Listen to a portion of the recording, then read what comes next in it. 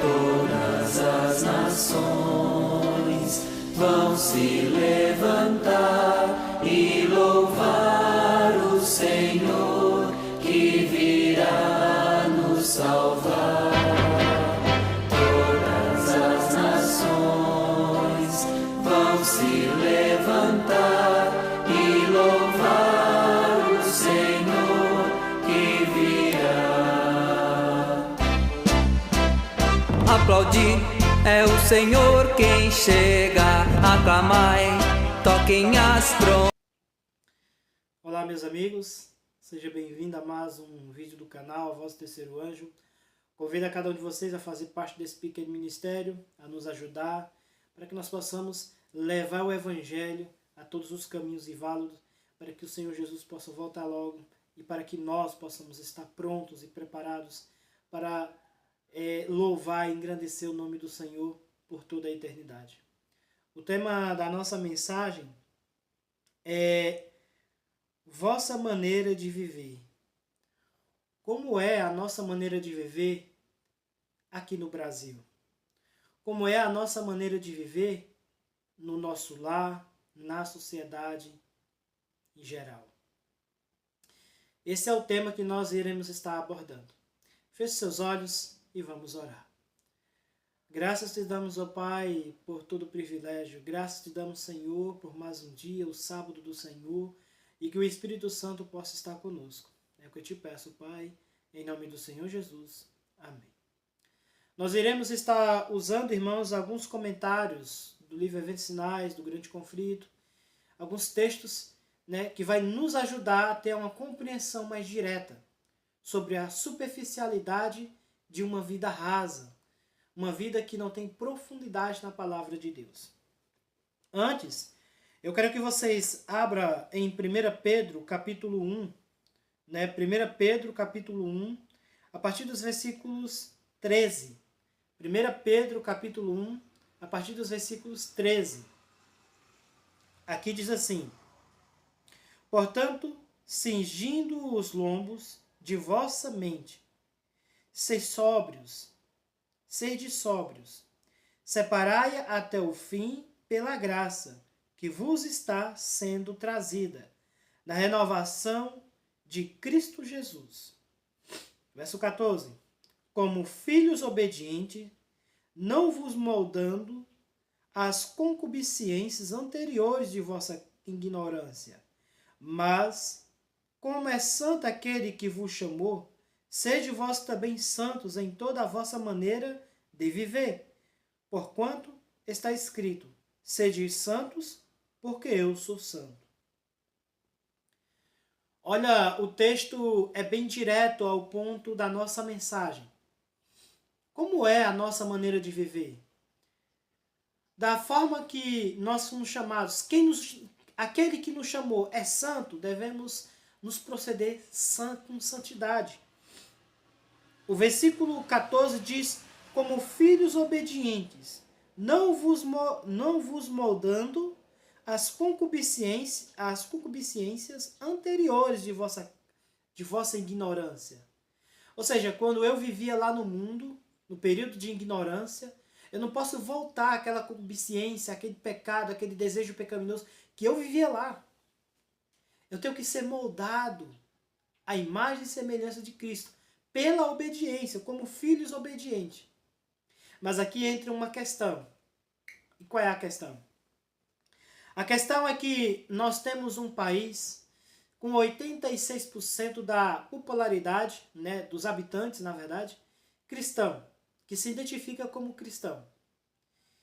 E nós vivemos num continente, o Brasil ele é apenas um continente, um país muito bom de se morar, onde não há perseguições, onde não há restrições da palavra de Deus, onde você pode se expressar, onde você pode pregar. Mas é um dos países mais violentos. É um dos países que tem a carga tributária maior. É um dos países que a corrupção predomina em todas as áreas, seja no mundo religioso, seja no mundo econômico, seja no mundo político. Nós percebemos que nós temos um país com 86% da sua habitação cristã, mas um país que é alta em corrupção política, em alta em corrupção religiosa, em alta corrupção econômica, o alto índice de violência em todas as localidades, seja na favela, seja na periferia, seja numa capital, temos um alto índice de violência. E por que é que eu estou falando isso? Porque parece que as pessoas se identificam como cristã, mas um cristão liberal, um cristão superficializado. Não existe uma santidade, uma separação do mundo para com Deus. Porque a palavra santo significa separado, ou seja, eu era do mundo, hoje eu não sou do mundo. E se você perceber, existem várias atrizes, vários atores que se identificam como cristãos. E na verdade, a sua vida diária não condiz com a sua profissão de fé. Eu posso citar milhares aqui que identificam como cristão. Cantores, homens que que contam piadas, esses humoristas, se identificam como cristão, mas as palavras sujas que saem da sua boca não identifica na palavra de Deus que um cristão pode falar desta forma. Deve-se proceder. Eu quero ler um texto aqui que está aqui no Evangelho de São Mateus. Evangelho de São Mateus, capítulo 12. Abra aí comigo em vossas Bíblias. Evangelho de São Mateus, capítulo 12. Os versículos 36 e 37 do Evangelho de São Mateus. Aqui diz: Mas eu vos digo que de toda palavra ansiosa que os homens disserem, hão de dar de conta no dia do juízo. Porque por tuas palavras serás justificado e por tuas palavras serás condenado. No original grego e no original hebraico, nós analisamos esse contexto e esse pequeno texto de Mateus 12, verso 36 e 37, diz que as nossas palavras nos mostram aquilo que nós devemos estar servindo. Se nós estamos servindo a Deus, as palavras serão palavras de bênção, palavra de edificação, palavra da verdade. Porém, se nós estamos contrário à vontade de Deus, as nossas palavras serão palavras frívolas, palavras ansiosas, palavras que exaltam o egoísmo e destrói a santidade diante de Deus. Irmãos e irmãs, não é o seu cargo executivo, o seu currículo alto que vai te levar diante de Deus como uma pessoa superior a outras. Não. Jesus falou: aquele que quer ser grande no reino dos céus deve ser servo de todos. Devemos ser servos, devemos servir. Aqui, no comentário da palavra de Deus, falando um pouco sobre santidade, sobre uma mudança de vida, olha o que diz. Assim como o Senhor é santo, exige que seu povo seja santo, puro e imaculado, pois sem a santidade ninguém verá o Senhor, de acordo com Hebreus capítulo 12, verso 14. Os que adoram com sinceridade e verdade serão aceitos por ele. Se os membros da igreja puserem de lado todo o culto ao eu e desejarem receber em seus corações o amor de Deus e o amor mútuo que enche o coração de Cristo, nosso Pai Celestial manifestará constantemente seu poder por meio deles, que os filhos de Deus se unam com os laços do amor divino. Então o mundo reconhecerá o poder de Deus que opera milagres e reconhecerá que ele é a fortaleza e o ajudador de seu povo e que guarda os seus mandamentos. Está em Mensagens Escolhidas, página 125. Ou seja, quando nós manifestamos o verdadeiro amor, e pense, o amor de Deus, meus irmãos, não é o amor que faz vista grossa com o erro. O amor de Deus, ele tem várias características. O primeiro está aqui em Apocalipse. Eu quero que você abra Apocalipse capítulo 3, verso 19, que diz assim: a todos que eu amo, eu repreendo e castigo. Ser zeloso, portanto, e arrepende-te do mal. O primeiro amor que invade o nosso coração, ele nos orienta a arrepender-se. Ele nos castiga, não no sentido de vir uma maldição sobre nós, mas sim no sentido de nos disciplinar. E eu quero abrir outros textos aqui da palavra de Deus, que está aqui em Timóteo. Abra comigo na carta, epístola ao Timóteo, no capítulo, no capítulo 3, 2 Timóteo, capítulo 3, abra comigo aí, no capítulo 3 de 2 Timóteo, no verso 15 e verso 16. Olha o que Paulo estava dando uma orientação ao seu servo Timóteo. E basicamente, Timóteo iria tomar aqui o lugar de Paulo, iria ficar no lugar de Paulo, porque Paulo estava prestes a ser executado em Roma. Mas olha as palavras do grande apóstolo Paulo ao seu servo Timóteo. Verso 15. E que desde criança sabe as santas escrituras, que são capazes de te fazer sábio. Ou seja, a palavra de Deus nos orienta para que nós possamos ter sabedoria para a salvação e pela fé que há em Cristo Jesus. Ou seja, a sabedoria ela vem para a salvação e somente por meio de Cristo Jesus. Outro ponto. Toda a escritura, verso 16, toda a escritura é dada pela inspiração de Deus. Ela é proveitosa para doutrinar, para repreender e para corrigir e para instruir em justiça. A palavra de Deus, meus irmãos, ela nos doutrina, ela nos repreende, ela nos corrige e ela nos instrui na justiça de Deus. O verdadeiro amor, ela tem essas características baseadas na palavra de Deus.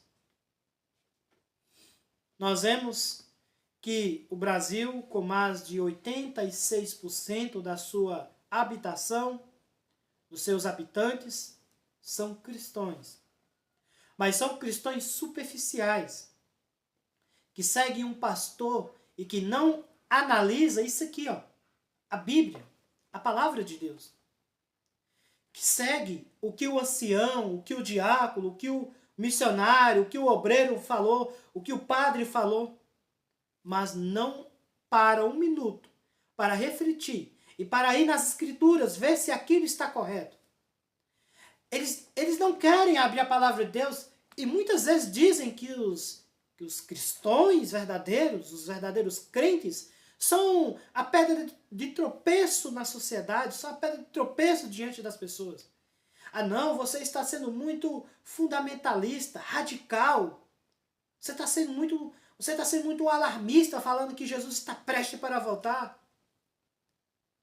Quando as pessoas não compreendem a verdade da palavra de Deus, elas distorcem toda a verdade para agradar o seu próprio coração.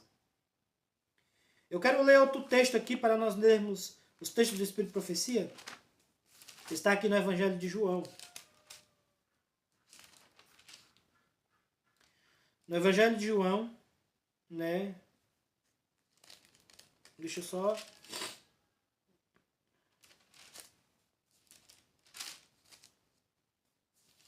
para nós lermos aqui.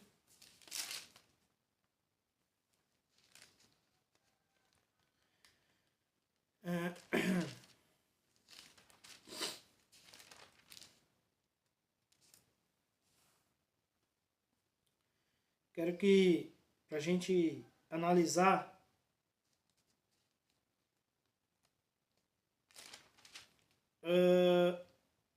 um texto que ele é bem importante aqui, no contexto de João capítulo 4.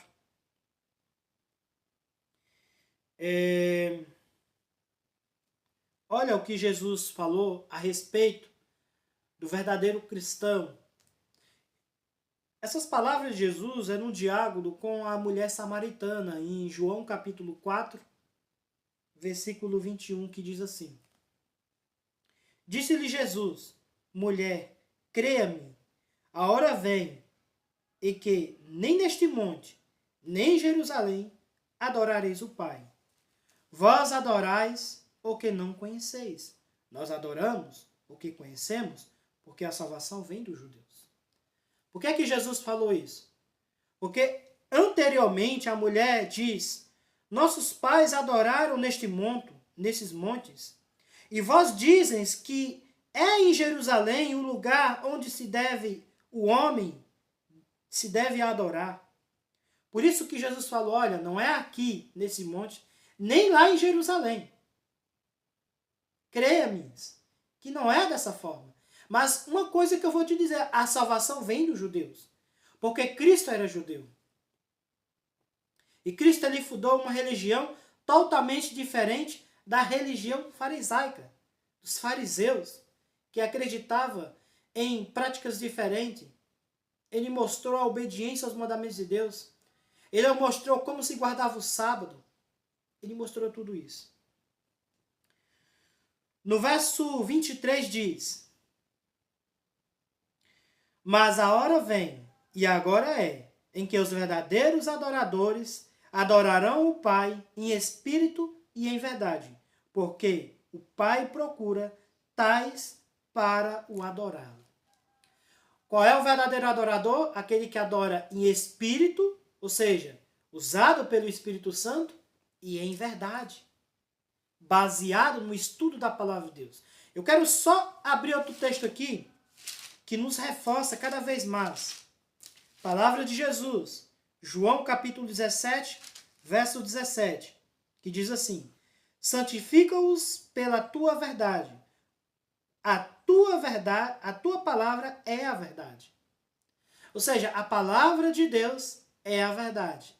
A orientação da palavra de Deus nos orienta a santificar. E o que significa santificar? Vamos aqui em João capítulo 5, verso 39, que diz assim: examinai as Escrituras, porque nelas pensais que tendes a vida eterna, e são elas que testificam de mim. Ou seja, como o verdadeiro cristão ele adora em espírito e verdade? Santificando-se, examinando as Escrituras. Por isso que nós vemos, no tempo atual, cristãos superficializados, que não sabe mais de futebol do que dos 12 apóstolos de Jesus.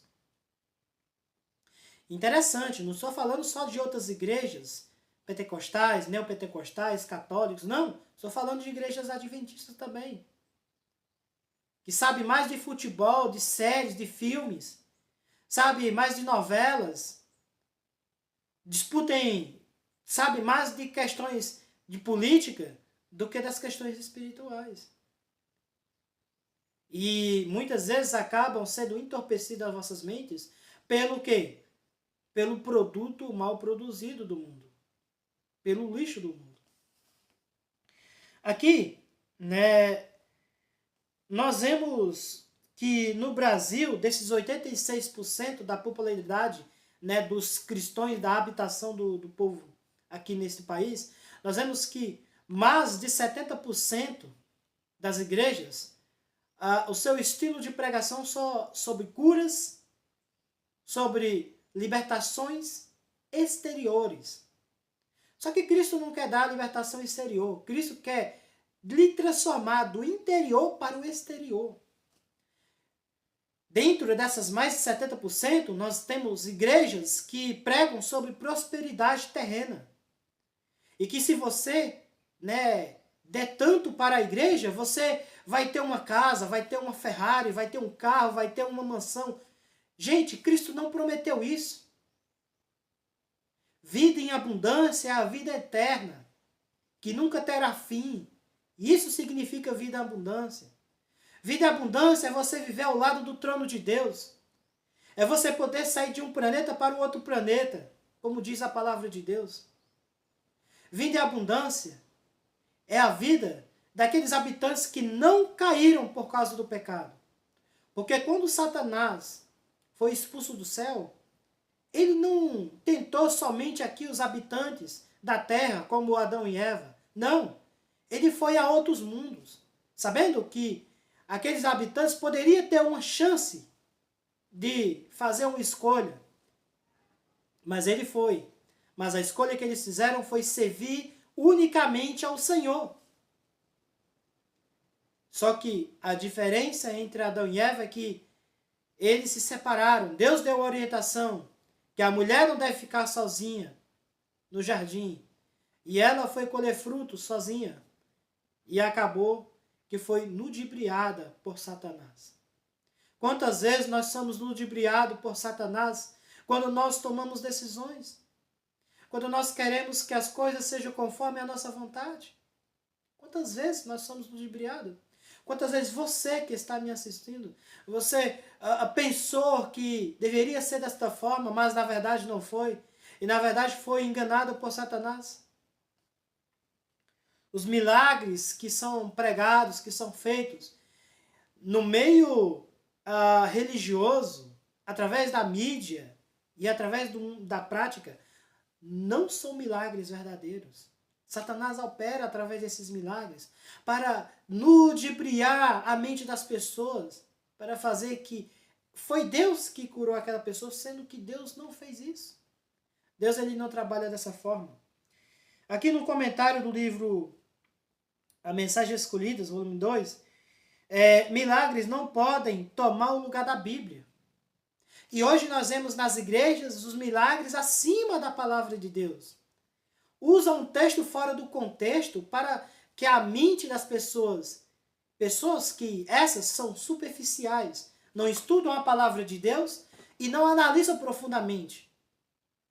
Quando Jesus curava, ele estava dizendo, olha, no meu paraíso, no meu reino, não terá doenças. Quando Jesus ressuscitava, Jesus estava dizendo que na Nova Jerusalém não teria morte. Jesus estava mostrando isso. Aquelas pessoas que foram curadas por Cristo, elas morreram também. E se elas não tomaram a decisão para servir ao Senhor como único Salvador e mantenedor de sua vida, como único Senhor de sua vida, elas serão condenadas ao juízo e lago de fogo, como está escrito em Apocalipse capítulo 20. Aqui diz assim, se aqueles que, por quem são realizadas as curas, estão dispostos, por causa dessas manifestações, a desculpar sua negligência da lei de Deus e continuar em desobediência, ainda que possuam poder em todos os sentidos, não significa que tenha o grande poder de Deus. Ao contrário, é o poder operador de milagres do grande enganador. Preste atenção. Aquelas pessoas que dizem fazer obras maravilhosas, dizendo que é de Deus, mas na verdade não são de Deus. Nós temos vários exemplos na palavra de Deus.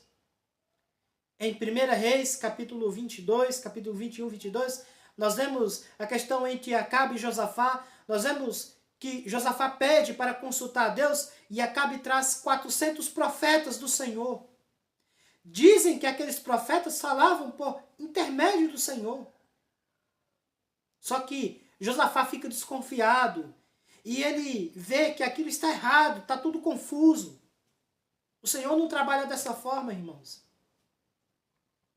O que acontece? Aí Josafá diz, olha, não tem outro profeta do Senhor aqui neste reino? E Acabe diz, tem um profeta, mas eu não gosto dele porque ele fala o mal de mim. Ou seja, as pessoas acabam não gostando de você pelo fato que a mensagem que o Senhor traz, por intermédio de sua palavra, não agrada aos vossos ouvidos. Seja na igreja adventista, seja em outras igrejas, Assembleia de Deus, Pentecostal, Deus é Amor, Neopentecostal, Catolicismo, as pessoas não vão gostar do verdadeiro cristão que adora a Deus e prega o evangelho eterno. Porque o evangelho eterno, este evangelho, ele não nos deixa acomodado. O evangelho não é para deixar nós acomodados. O evangelho é para nós advertir, para nos sacudir do banco da igreja. Olha o que diz. A Bíblia nunca será suplantada por manifestações miraculosas. A verdade precisa ser estudada, precisa ser pesquisada, como tesouro escondidos. Não serão dadas maravilhosas iluminações da parte da palavra de Deus? Ou para tomar o lugar dela, apeguemos-nos à palavra, recebemos o externo da palavra, que torna os homens sábios para a salvação. O último grande engano deve logo ser lançado diante de nós.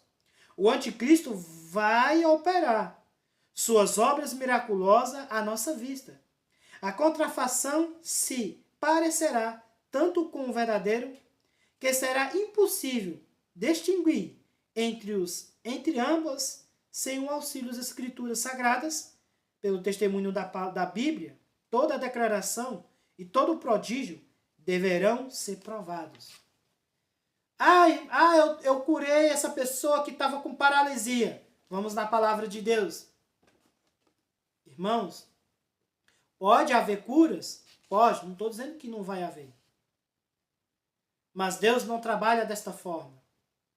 Deus, ele trabalha de uma forma totalmente diferente. Em Isaías 57, entre Isaías 57 e 58, o próprio Senhor diz que os meus caminhos não são como os vossos. Assim como os céus são mais altos do que a terra, assim são os meus caminhos. Ou seja, os pensamentos e os caminhos de Deus são totalmente diferentes dos nossos. Nós não podemos atribuir que Deus vai fazer isso, porque eu estou interpretando e eu quero que isto seja dessa forma. Não, não vai ser. Porque Deus não trabalha de acordo com a nossa visão, irmãos. Nós temos que abandonar o pecado. Deus falou para Caim: olha, Caim, o pecado está à porta. Cabe a tu dominá-lo. Existem cristãos que vão para a balada, que vão para a festa, e que mentem, que roubam, que fazem de tudo, mas são cristãos. Mas quando Jesus voltar, muitos desses serão queimados. Primeiramente pelos flagelos da ira de Deus através dos sinais que irá cair sobre a terra. Depois, pela segunda ressurreição, pelo lago de fogo, irão ver a sentença da sua penalidade de ter escolhido o pecado e não a Deus. Creio eu que todos os dias eu tenho que renunciar a mim mesmo. Tenho que pegar sobre mim a cruz e carregar. Jesus diz: aquele que vir após a mim, negue-se a si mesmo, tome sua cruz e siga-me. Pois é, irmãos, nosso país é um país cristão, mas pense e reflita. País mais corrupto, mais violento, em várias as corrupções são em todos os meios, político, religioso e econômico. Um país que deveria mostrar a outros mundos que Deus é que guia a nação. Mas nós vemos totalmente o contrário. E é por isso que nós temos que prestar atenção. Feche seus olhos e vamos orar, vamos agradecer a Deus por essa pequena mensagem baseada na palavra de Deus. Oremos. Graças te dou, Senhor, pelo todo o privilégio. Graças te dou, Senhor, pela vida que o Senhor tem dado a cada um de nós. Te pedimos, Pai, nesse momento, que o Senhor cuide dessa mensagem e de todas as pessoas que irão ouvi-la e que, Senhor, o Espírito Santo possa cuidar delas e possa nos dar, Senhor, discernimento espiritual e sabedoria. E que o teu bom Santo Espírito, Senhor, possa nos guiar e nos orientar. É o que eu te peço, Pai. Nos dá excelente dia em tua presença e que o sábado do Senhor possa ser observado com santidade e que nós possamos viver como assim diz o Senhor. É o que eu te peço, em nome de Jesus. Amém. Iremos refletir, meus irmãos, como nós estamos vivendo no período do tempo do fim. Um abraço, fica com Deus e que o Senhor Jesus abençoe.